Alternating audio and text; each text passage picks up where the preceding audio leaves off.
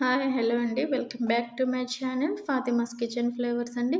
ఈరోజు ఒక స్వీట్ రెసిపీతో మేము ముందుకు వచ్చేసానండి. అదే స్వీట్ రోజెస్.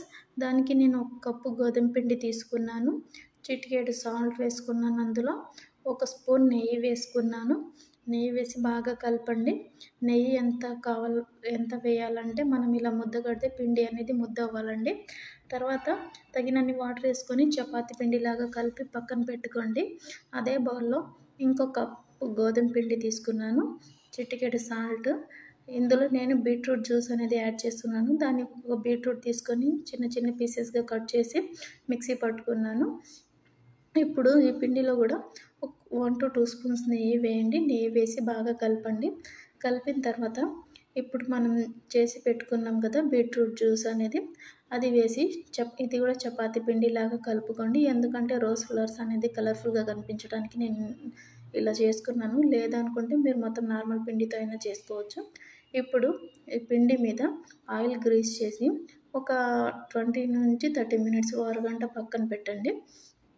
ఈలోపు మనము స్టవ్ మీద ఒక బాండి పెట్టి మనం ఎంతైతే పిండి తీసుకున్నామో సేమ్ క్వాంటిటీలో షుగర్ తీసుకోవాలి. అందులో కొన్ని వాటర్ వేసి షుగర్ సిరప్ అనేది ప్రిపేర్ చేసుకుందాం. ఇప్పుడు మనం అంత స్వీట్ తినలేము అనుకుంటే కొంచెం తగ్గించండి. చాలా స్వీట్ ఉంటుంది ఈక్వల్ క్వాంటిటీలో తీసుకుంటే. లేదు అనుకుంటే కొంచెం తగ్గించండి. ఇప్పుడు షుగర్ కరిగిన తర్వాత అందులో 2 ఇలాచీ వేసుకోండి. ఇలాచీ పౌడర్ ఉన్న వేసుకోవచ్చు. మనకు ఎలాంటి తీగ పాకం రావాల్సిన అవసరం లేదండి. ఇప్పుడు మనం చపాతీ పిండి కలిపి పెట్టుకున్నాం కదా, ఇప్పుడు చపాతీ పీట కర్ర తీసుకొని చపాతీ కంటే కొంచెం ఎక్కువ పిండి తీసుకోండి. ఎక్కువ పిండి తీసుకొని చపాతీలాగా చేసుకోండి. మరీ మందంగా ఉండకూడదు, మరీ పలుచగా ఉండకూడదండి. మందంగా ఉన్న మనం డీప్ ఫ్రై చేసేటప్పుడు ఫ్రై అవ్వదు లోపల అనేది. నార్మల్గా చేసుకోండి మీడియం సైజులో. అంత పలుచగా వద్దు, అంత మందంగా వద్దు. మీడియం సైజులో ఒక చపాతీ లాగా చేసుకొని ఇప్పుడు ఒక గ్లాస్ తీసుకొని ఇలా సర్కిల్స్ లాగా కట్ చేసుకోండి.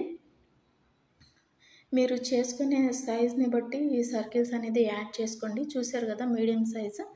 ఇలా ఇప్పుడు నేను వీడియోలో చూపించిన విధంగా ఒకదాని మీద ఒకటి పెట్టుకోండి. ఇలా వేళ్ళతో ఇలా అనండి. చివరన కొంచెం వాటర్ వేలు తడుపుకొని వాటర్తో జాయిన్ చేయండి. ఇప్పుడు 2 హాఫ్స్గా కట్ చేసి ఇప్పుడు ఈ పెటల్స్ అనేవి, ఈ పిండి అనేది కొంచెం ఇలా దూరం జరపండి. లేయర్ లాగా రోజ్ ఫ్లవర్ లాగా బాగా వస్తుంది. చూడండి ఎంత బాగా వచ్చిందో. సేమ్ రెండోది కూడా మీకు కావాల్సిన సైజులో చేసుకోవచ్చు. నేను కొంచెం చిన్నవి చేసుకున్నాను. మీరు కావాలనుకుంటే ఇంకా పెద్ద సైజు కూడా చేసుకోవచ్చు. ఇప్పుడు సేమ్ అలాగే బీట్రూట్ జ్యూస్ వేసి కలిపిన పిండి కూడా తీసుకొని నేను ఒక చపాతీ లాగా చేసుకున్నాను. చపాతీ లాగా చేసుకొని గ్లాస్తో కట్ చేసుకున్నాను. చూడండి మరీ మందంగా వద్దండి. ఇప్పుడు కొంచెం పెద్ద గ్లాస్ తీసుకున్నాను. కట్ చేసి ఇది కూడా 2 హాఫ్స్గా కట్ చేసి ఇలా పిండి అనేది కొంచెం దూరం జరపండి. కాకపోతే కొంచెం జాగ్రత్తగా చేసుకోండి. చూడండి ఎంత బాగా వచ్చిందో. ఇప్పుడు మన దగ్గర రెడ్ కలర్ పిండి ఉంది, వైట్ కలర్ పిండి ఉంది. మీ ఇష్టం వచ్చిన మోడల్లో చేసుకోవచ్చు. రోజ్ ఫ్లవర్స్ అనేది పిల్లలు అట్రాక్ట్ అయ్యేటట్టు. చూసారు కదా. ఇప్పుడు స్టవ్ మీద ప్యాన్ పెట్టి డీప్ ఫ్రైకి సరిపడా ఆయిల్ వేసుకొని ఆయిల్ హీట్ అయ్యాక ఫ్లేమ్ని మీడియంలో పెట్టండి. మీడియంలో పెట్టి మనం ప్రిపేర్ చేసుకున్న ఈ రోజ్ ఫ్లవర్స్ అనేది డీప్ ఫ్రై చేసుకోండి. మీడియం ఫ్లేమ్లో అటు ఇటు తిప్పుతూ ఫ్రై చేసుకోండి జాగ్రత్తగా. గోల్డెన్ కలర్లో వచ్చేటట్టు.